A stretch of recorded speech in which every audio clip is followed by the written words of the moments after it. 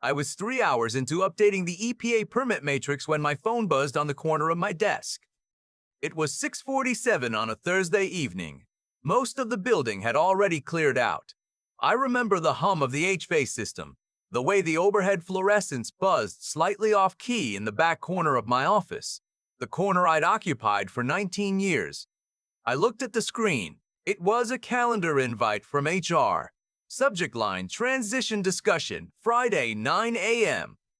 I knew what that meant.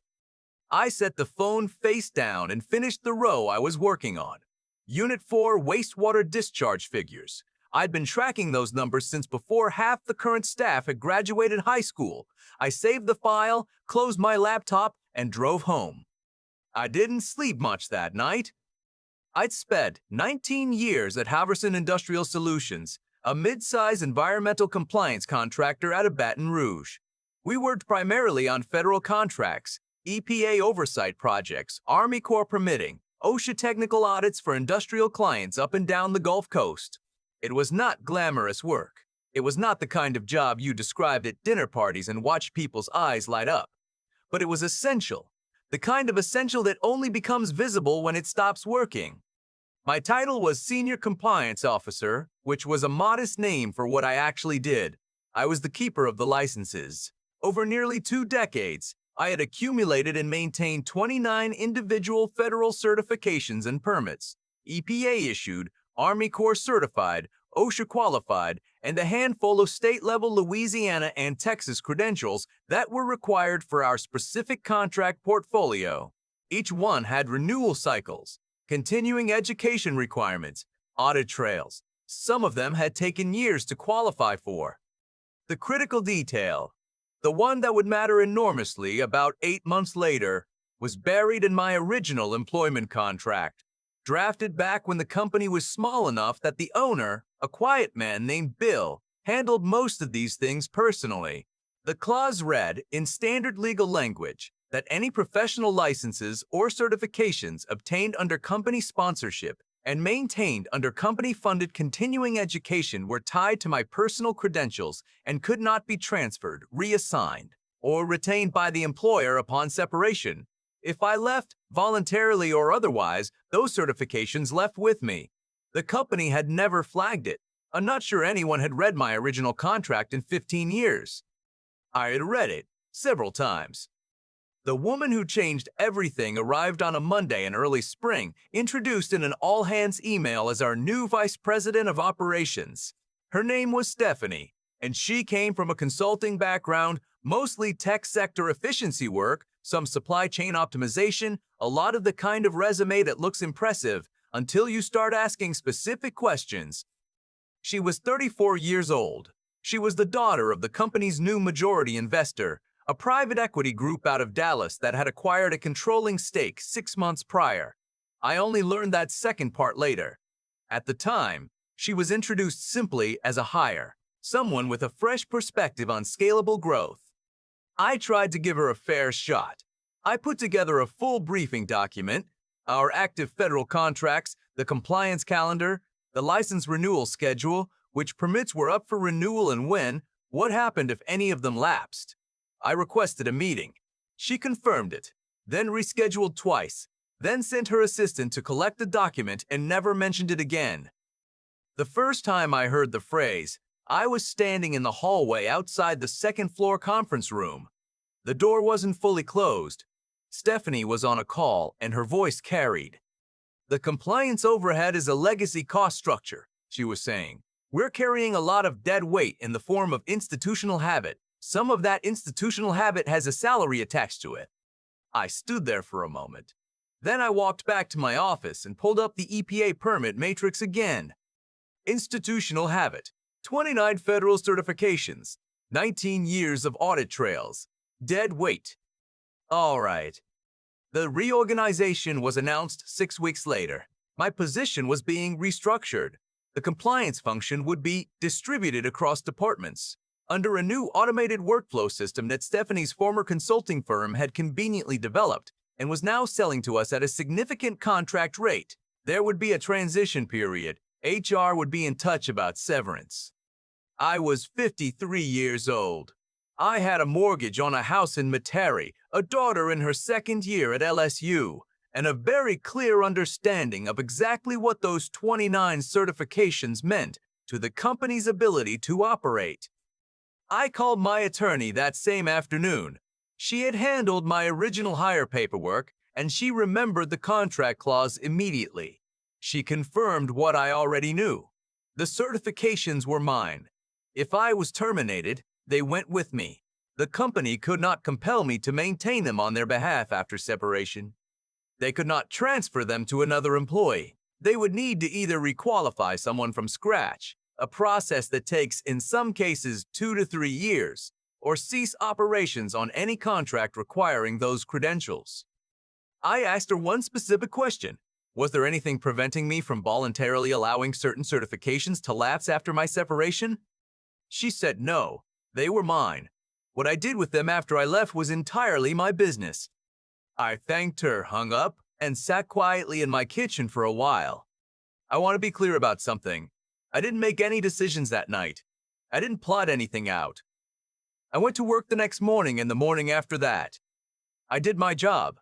I kept the compliance calendar current. I kept the permit matrix updated. I answered every question anyone asked me.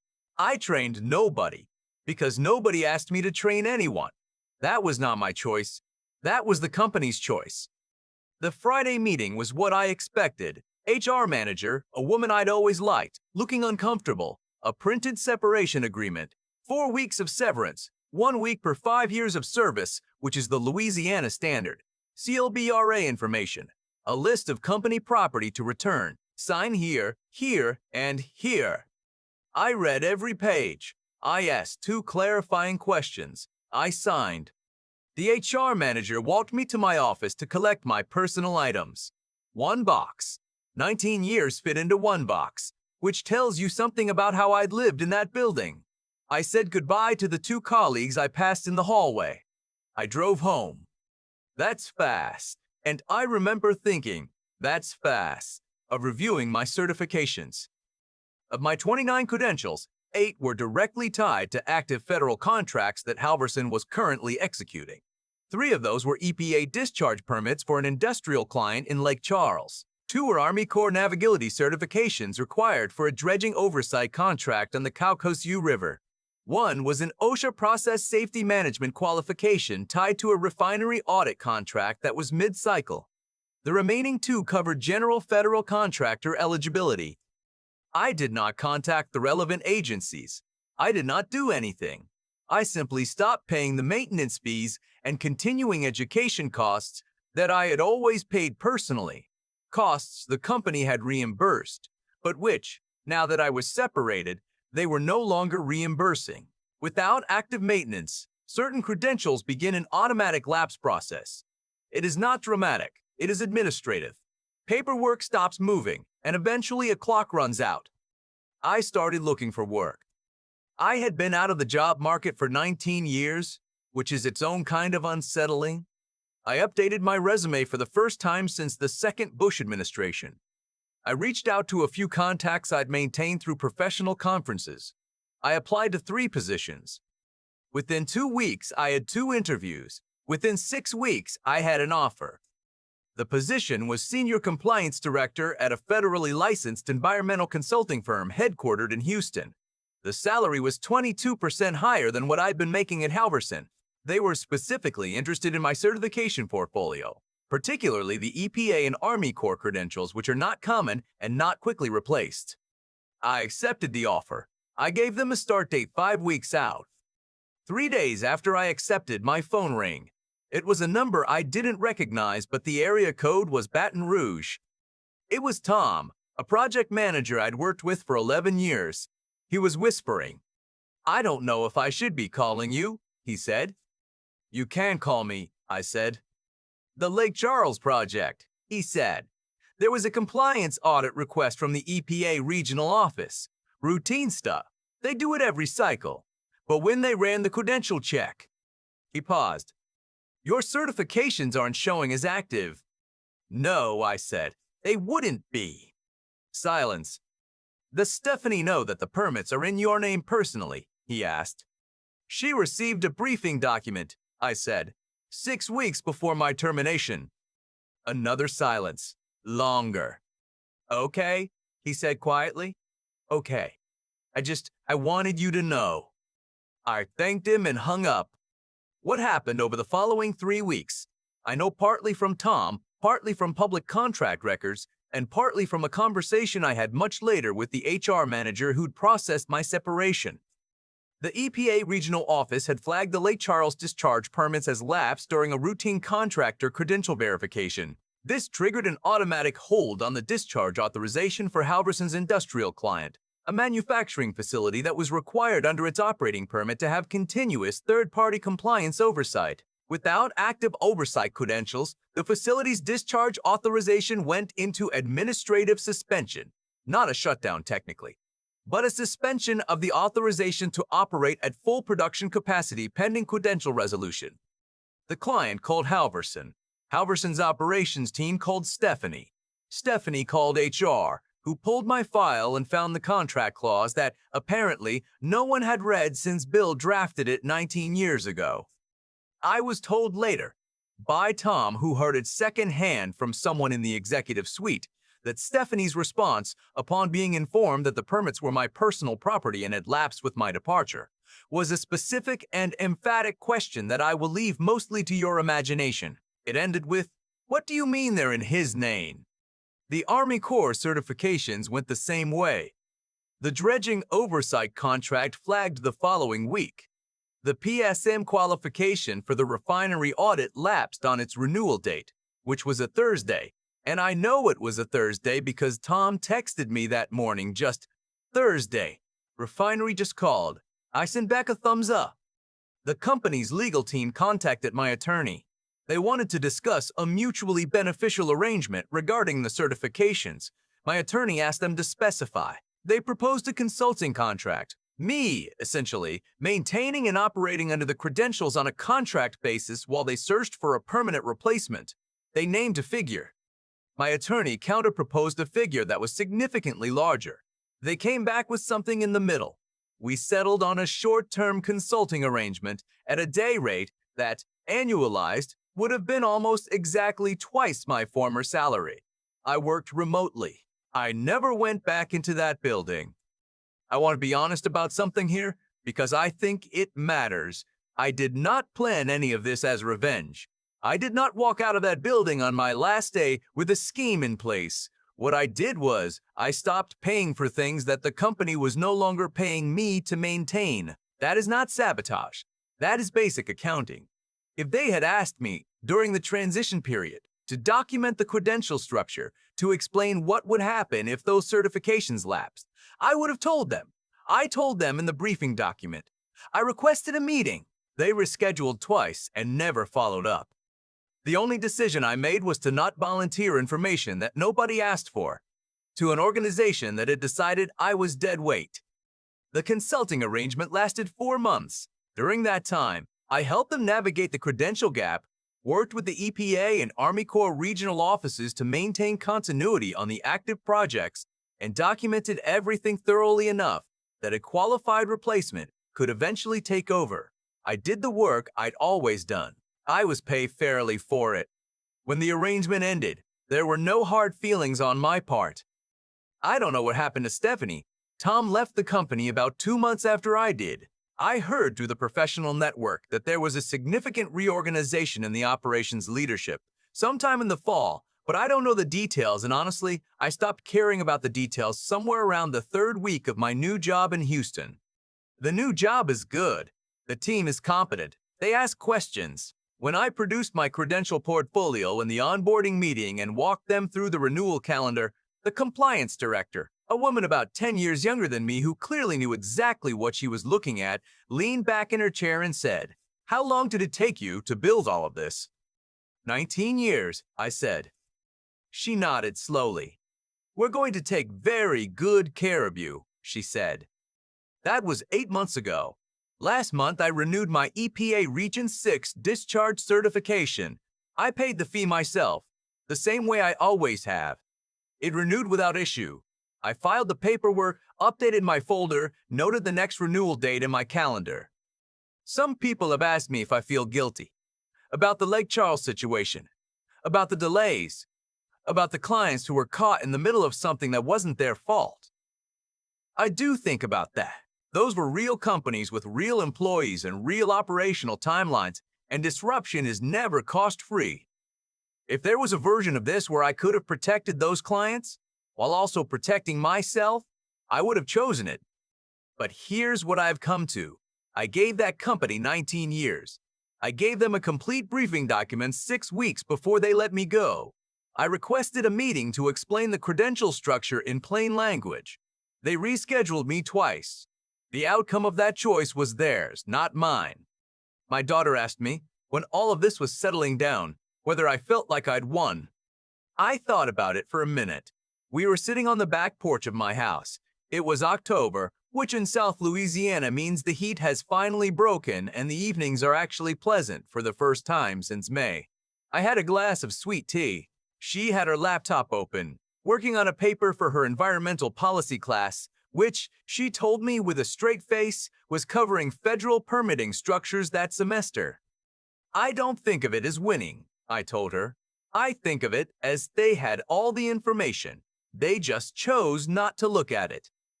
She closed her laptop and looked at me for a second. Dad, she said, that's exactly what winning looks like. Maybe she's right. I pulled out of the driveway the next morning in my F-250, same truck I've had for 6 years, nothing fancy, and took I-10 west toward Houston. The screen on my bed at 2-7 on a Tuesday afternoon. That's fast. And I remember thinking, 9P8 and 7 Sundays Ramanans are permits and compliance calendars, and the kind of institutional knowledge that doesn't fit on a consulting firm's slide deck. I turned on the radio, classic rock, rolled the window down a little. Some things you just can't automate. I think about that October evening a lot. My daughter sitting across from me on the back porch, laptop open, studying federal permitting structures for a class she'd chosen herself. The irony wasn't lost on either of us. What I keep coming back to is this. Nothing that happened was accidental. Not the good parts and not the hard parts. Stephanie didn't stumble into making a bad decision. She made a series of deliberate choices, each one built on the assumption that experience was a cost to be cut rather than a foundation to build on.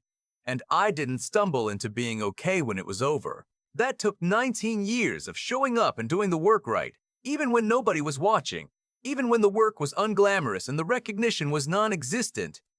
There's a version of this story where I become bitter, where the termination hollows something out in me and I spend the next 2 years angry at an industry that didn't value what I built. I've seen that happen to people, good people. The difference, I think, is not luck. It's what you've actually built versus what you've only claimed to build. I had the certifications. I had the renewal records. I had 19 years of documented, auditable work. When the moment came, I didn't need to argue my case. The paper trail made the argument for me. That's the thing about doing your job with genuine integrity. Not the performance of integrity, not the talking points about it, but the actual daily practice of it. It accumulates. Quietly, without fanfare, it accumulates into something that can't be reassigned or automated or dismissed in a restructuring meeting. Stephanie had a slide deck. I had 29 federal certifications and the institutional knowledge to maintain them. When those two things came into contact with a federal audit, only one of them mattered. I also think about the discipline it took to not react, to not send an email, to not make a phone call I'd regret, to not walk back into that building demanding an explanation. I went home. I called my attorney. I reviewed my documents. I looked for work. That restraint, that choice to act from a place of clarity instead of anger, is what made everything else possible. Anger would have made me reactive. Clarity made me effective. My daughter said that's what winning looks like. I still think about whether that's the right word. What I know is that I left that company with my reputation intact, my credentials in order, and my self-respect undamaged. I started a new job that values what I bring. I drive to Houston on Monday mornings with the window down and the radio on, and I am not carrying anything I need to put down. 19 years of honest work doesn't disappear because someone calls it dead weight. It just waits, quietly, for the moment when the question stops being about buzzwords and starts being about what actually holds the structure up. I was always the structure. They just forgot to look down.